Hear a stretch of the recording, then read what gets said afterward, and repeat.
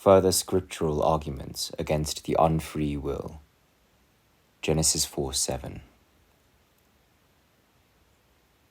Other proofs which they borrow from here and there are not likely to worry the moderately intelligent, as long as they remember the explanations given above.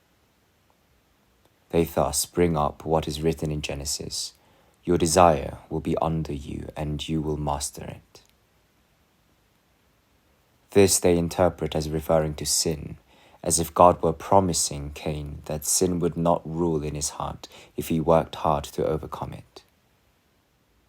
We, on the other hand, believe it is Abel who is meant. For in this passage, God sets out to rebuke Cain for the jealousy he felt toward his brother, and this for two reasons.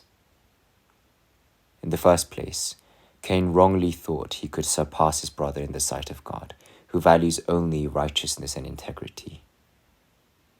In the second place, he was far from grateful for the blessing which he had received from God, since he could not stand his brother who was his junior, and who was thus his responsibility. Even so, to avoid the charge of seeming to adopt this reading because the other is against us, let us concede that God was speaking here of sin. If that is the case, either God is promising that Cain will prevail, or else he is ordering him to do so.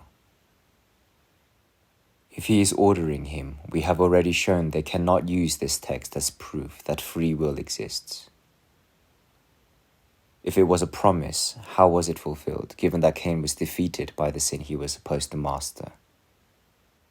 Perhaps they will say that there is a tacit condition included in the promise, as if God had said, "If you fight, you will win." But who could put up with evasions of this kind? If the verse is taken as referring to sin, there is no doubt that this is an exhortation addressed by God to Cain.